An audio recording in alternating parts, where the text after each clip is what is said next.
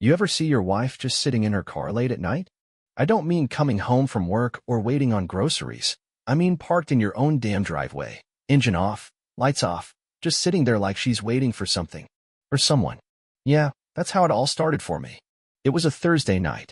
I remember because it was garbage night, and I'd just taken the cans out to the curb. Around 11:30, I'm brushing my teeth, about to head to bed, and I hear the faint thump of a car door. Not loud, but enough to catch your ear when the house is dead quiet.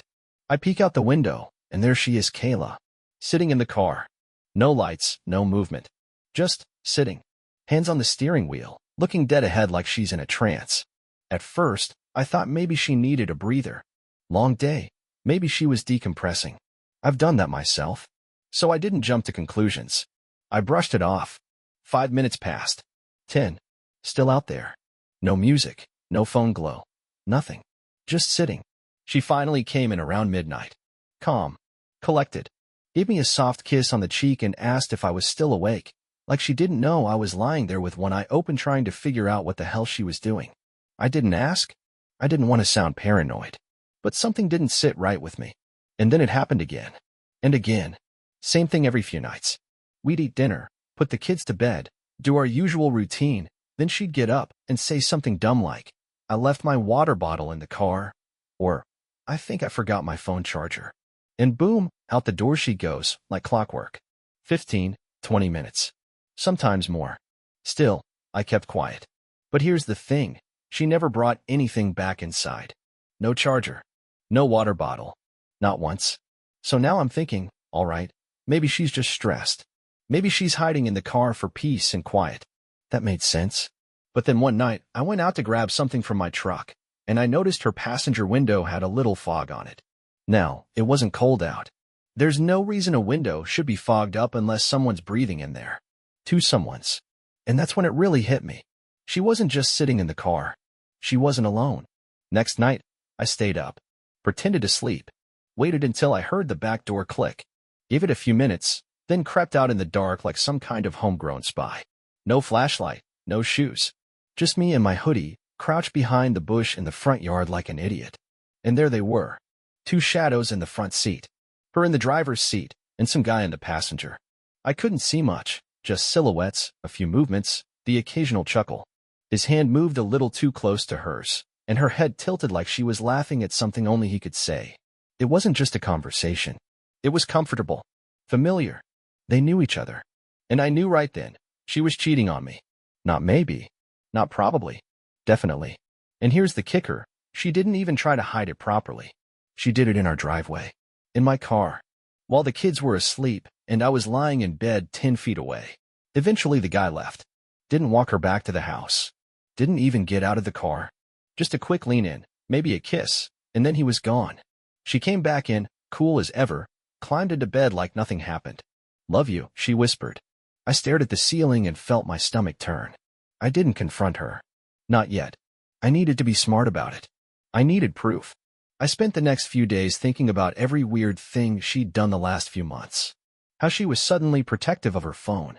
How she always made excuses not to come with me to the hardware store, even though she used to love going. How she was always tired, but had time for long evening walks alone with her headphones in. And those new clothes? She said they were on sale. Said she wanted to feel good again. Said it was about confidence. Sure. Confidence for who? I started checking her mileage. The little number on her dashboard. Before she left, after she came back. On the night she said she was just going to the store, yeah, well, she must have taken the scenic route, because the store's 2 miles away, and she'd rack up 12. I didn't say anything. Not yet. Instead, I took notes. Mental ones at first. Then actual ones. Times. Days. Mileage. Who was around. And guess what? Every time I thought I was being paranoid, every time I thought, no, she wouldn't, I'd find something new that proved I wasn't crazy. She would. She was. It was like a game to her. She probably thought she was being slick. Probably laughed to herself while sitting in that car, thinking I was upstairs snoring away, clueless. But I wasn't. I was watching. And I was done pretending. Because the woman I married, the one I gave 13 years of my life to, she wasn't who I thought she was anymore. And the worst part? She didn't even bother leaving the driveway.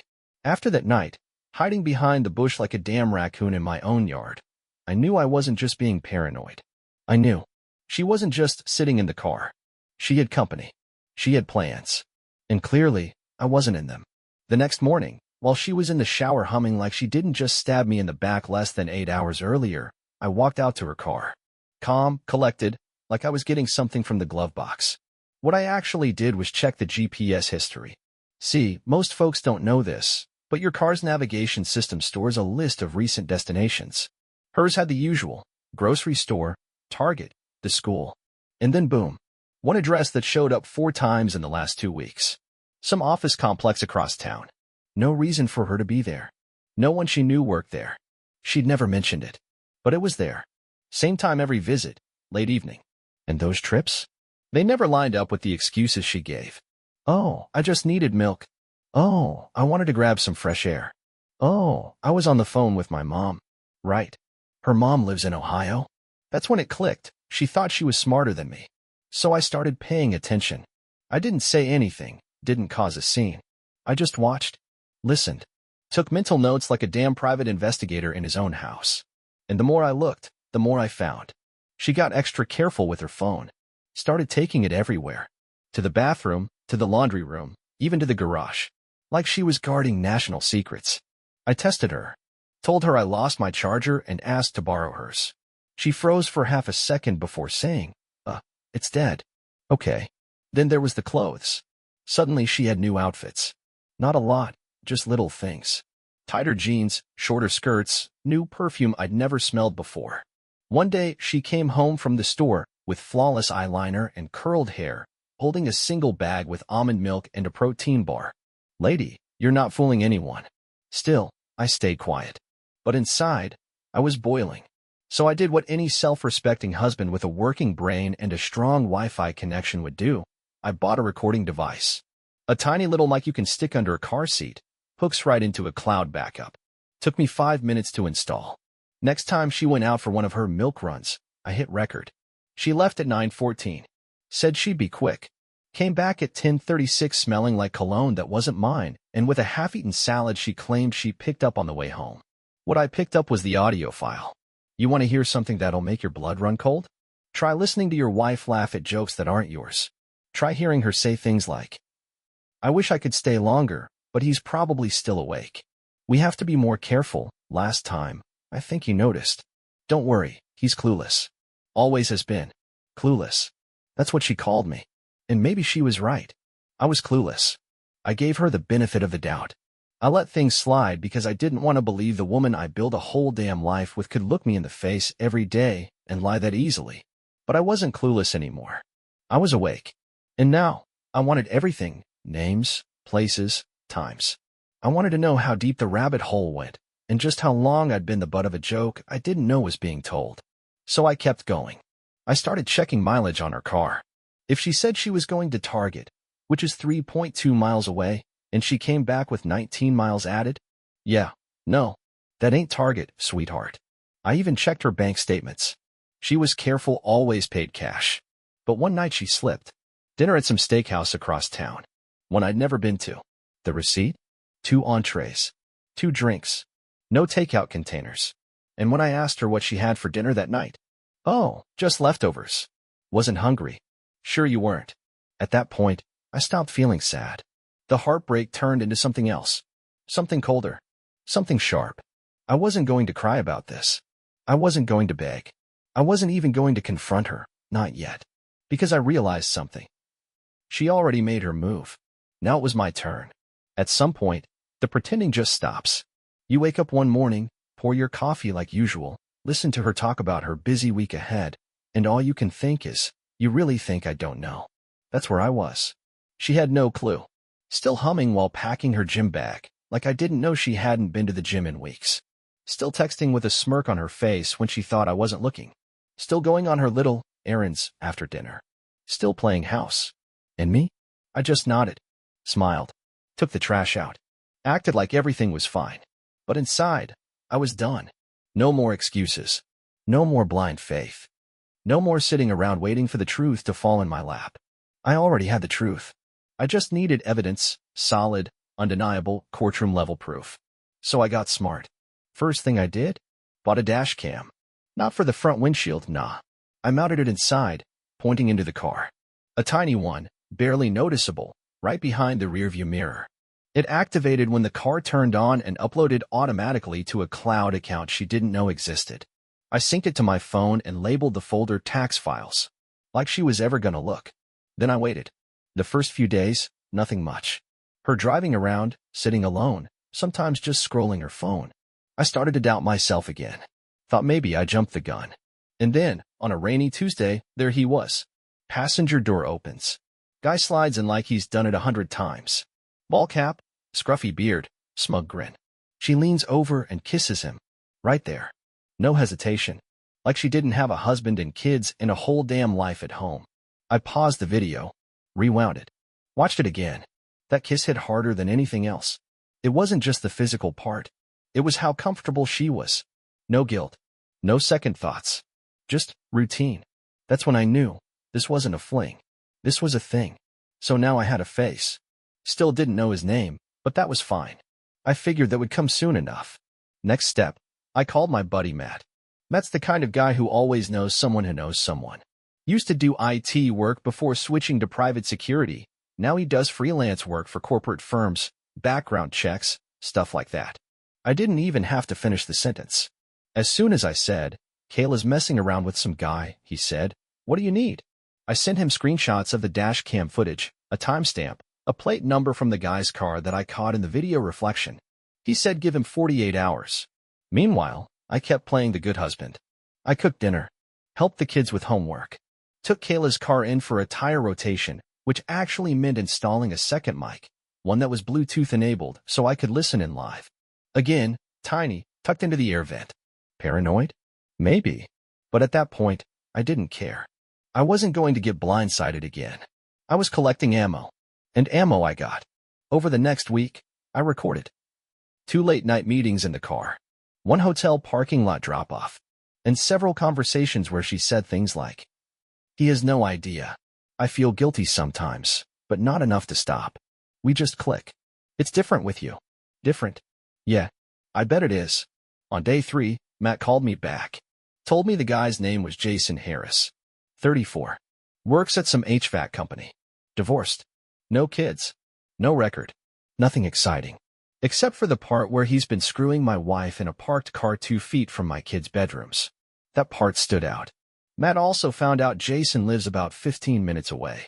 I asked him to dig deeper. Social media, employer, anything I could use. Not to do anything illegal. Just to be prepared. Because I was past the crying phase. Past the please explain yourself phase. I was heading straight into strategy. I started making a timeline. Every meeting. Every lie she told to cover for it. Every shift in her behavior. I kept it all in a document, with screenshots, audio clips, everything. I knew it would come in handy. And yeah, I thought about confronting her. Slamming the laptop shut in front of her and saying, explain this.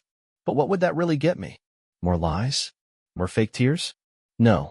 I wanted her to feel it. I wanted her to think she was safe, right up until the moment everything came crashing down. That was coming. She just didn't know it yet. There's a moment where you stop asking, why? Not because you got your answer, but because the answer doesn't matter anymore. That moment hit me at 10:46 p.m. on a Friday night. I was sitting in the dark in our upstairs office, no lights, just my laptop open, screen dimmed. Kayla had told me she was going to bed early. Said she had a migraine. Took a hot shower, put on her robe, and disappeared into the bedroom. 10 minutes later, I watched her quietly slip out the back door and head straight for her car. I didn't follow right away. I didn't even flinch. I already had the dash cam streaming live to my screen. So I watched. Watched her get in the driver's seat and leave the door unlocked.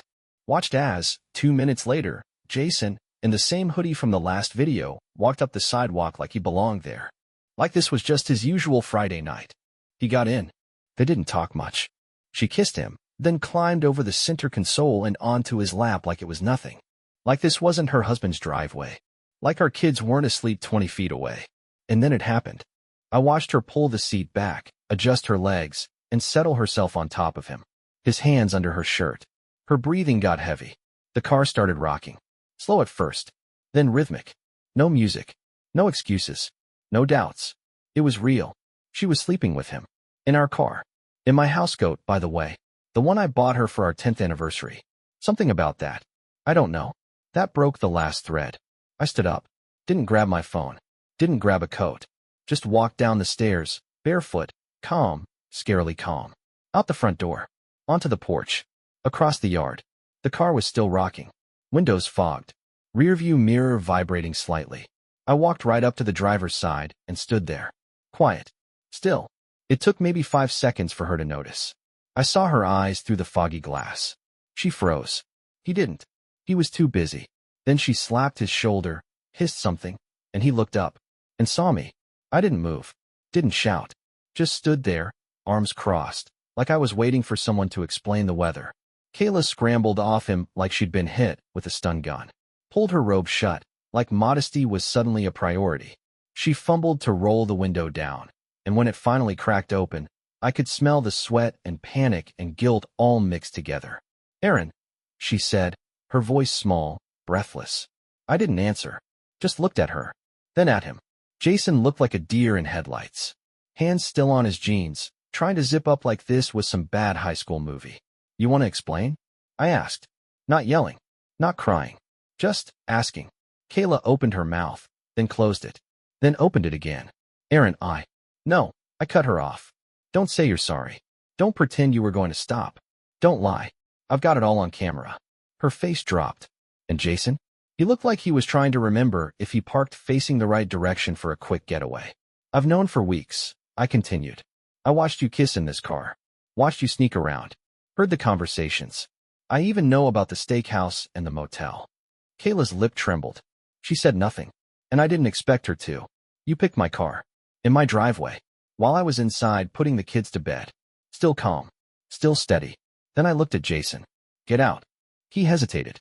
So I stepped forward and repeated, lower this time. "Get out." He opened the door and got out. Didn't say a word. Just stood there, zipping up, not even making eye contact. "You ever come near her again," I said, "I won't be this calm." He nodded once, like a man who finally realized he'd slept with someone's wife on their lawn, and started walking down the street. I turned back to Kayla, still sitting in the car like a ghost of herself. "You've got 10 minutes to come inside and tell me what you want," I said. 10 minutes. After that, I'll be calling my lawyer. Then I walked away. Didn't slam the door.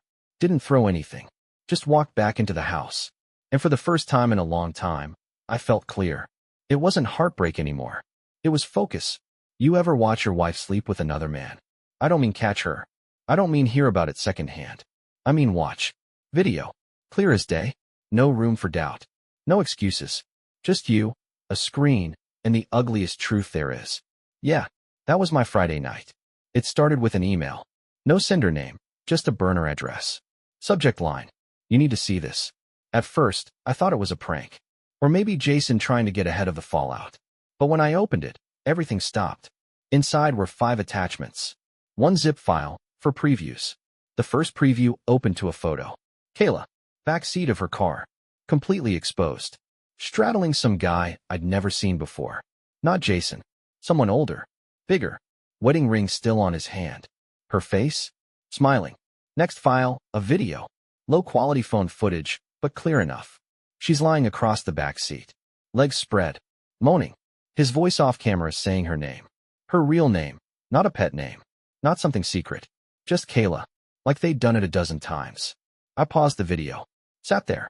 Felt my hands tighten into fists before I even realized it. Then I clicked the zip file. Inside. More photos. More videos. More men. Different nights. Different locations. Same damn car. In one video, the guy waves at the dash cam like he knew it was there and didn't care. In another, she says, "We have 20 minutes. He's inside with the kids." I leaned forward. My jaw locked so hard it felt like something cracked in the hinge. She wasn't cheating. She was using me. Our home. Our kids. Our life. As cover. Like I was the dumb husband in some discount soap opera. There to pay the bills and mow the lawn while she turned my car into a drive-through brothel. You want to know what real anger feels like? It's not shouting. It's not throwing things. It's sitting completely still while your body burns from the inside out. While your mind replays every single moment she came home and kissed you like nothing had happened, when 20 minutes before, She was in the back seat with a stranger between her legs. There was even a video from a rainy night 2 months ago, the same night she said she was out getting medicine for our daughter's cough. In that video, she's with some guy in a suit, hands on her thighs. Her saying, "Make it quick, he's a light sleeper." That night, I remember sitting by our kid's bed, reading her stories, checking her temperature, texting Kayla, "Need anything?" She replied, "No, I'm already in line at the pharmacy." And she was, just not for medicine. I slammed the laptop shut, stood up, and I saw red. Not the kind of red that makes you want to cry, the kind that makes you want to burn the whole damn house down and rebuild it from scratch. She came home half an hour later. Didn't even look at me. Hung up her keys, kicked off her shoes, opened the fridge like it was any normal night. "Hey," she said casually. "Everything okay?" I looked at her. Really looked.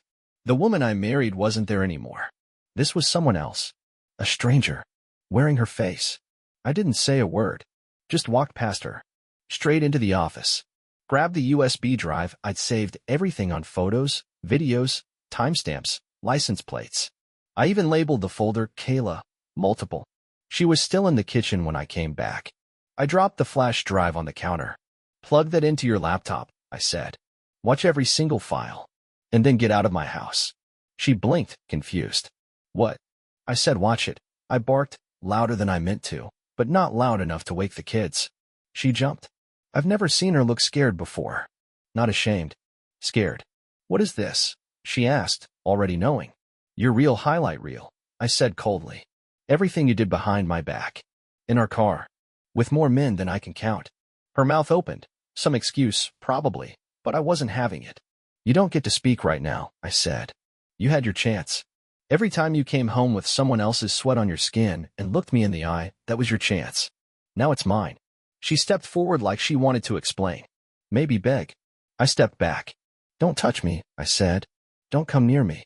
You're not my wife anymore. You're just the woman who turned our car into a circus tent." That shut her up. I walked to the living room and sat down. Didn't say another word. Didn't have to. Because I knew she was about to watch those videos. And she'd see, for the first time, what it looked like from the outside. The full picture of the woman she became. And I hoped it broke her. The way she broke me. She pressed play. I watched her face while the first video loaded, the one with the guy in the suit. Rain tapping on the car roof. Her voice saying, "He's inside with the kids, we've got time." It hit her like a brick. She didn't cry. She snapped. "What the hell is this, Aaron? Are you spying on me? Recording me? That's illegal." I didn't blink. "So is adultery in about 12 states. Want to compare penalties?" "You set me up," she shouted, standing up so fast the chair squeaked. "I protected myself," I said. "Big difference." She started pacing, breathing hard. "You went through my private stuff. You recorded me without my consent. That's disgusting." I laughed. "Disgusting? Oh, you want to talk about disgusting?" I stood 2 now, full height. "Disgusting is you screwing 3 different men in the car I used to drive our kids to school. Don't you dare bring them into this." "You already did," I snapped. "Every damn time you told them mommy's running to the store and came back with someone else's cologne on your neck." She tried to change tactics. Fast. "This isn't who you are, Aaron," she said. Softer now. "You don't want to destroy me. We have a family. You're angry, I get it. But we can go to therapy. We can fix this." I tilted my head. "Therapy? I'll do anything," she said. Just don't ruin my life." That's when I walked to the kitchen counter. Opened my laptop. Pulled up Facebook. I clicked Create Post. Then, Add Video. She gasped. "Aaron, N.O." I dragged the video in, the clean one. Not the worst, just enough. Her and Jason. In the car. Shirt half off. Her laughing. His voice calling her baby. She lunged forward to stop me, but I stepped back. "Sit down," I said. Her eyes went wide. "You wouldn't." I looked at her, not with hate, not with pity. With something colder. "I would," I said. "And I am." I hit post.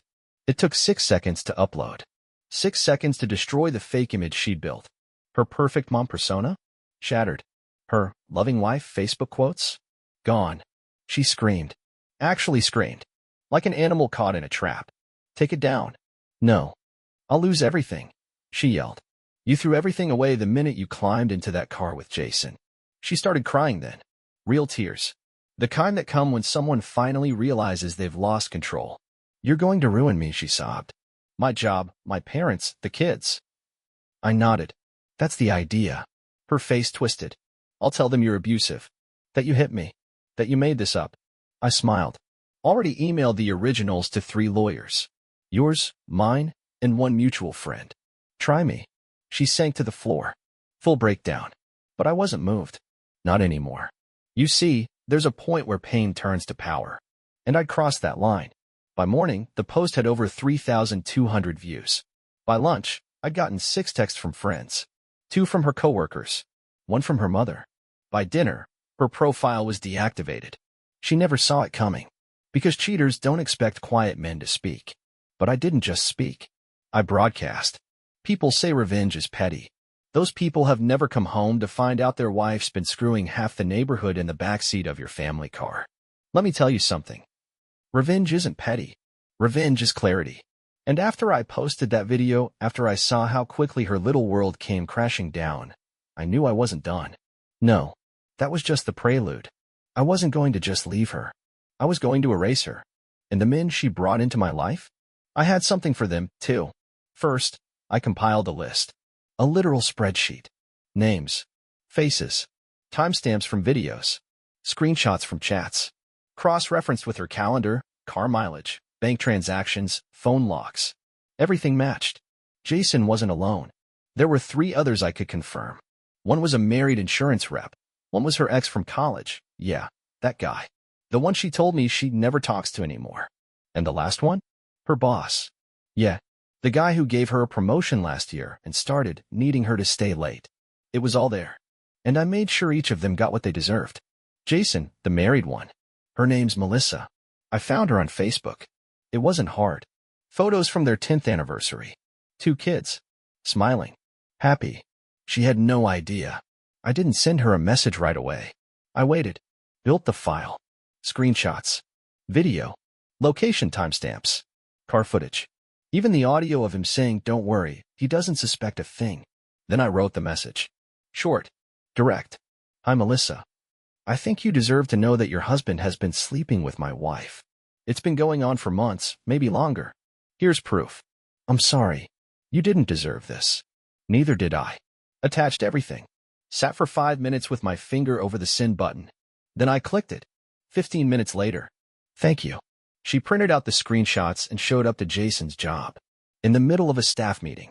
Tossed a folder on the table and said, "Tell them what you've been doing in the company van every Tuesday night." He got fired the same day. His wife filed for divorce 2 days later. Took the house, the kids, the dog. Left him with a pile of bills and an air mattress in a $60 a night motel. Oh, and I may or may not have created a fake Yelp page for his HVAC company. Do not hire technician slept with my wife in our driveway. It got flagged and taken down after 48 hours. But not before it got shared 178 times.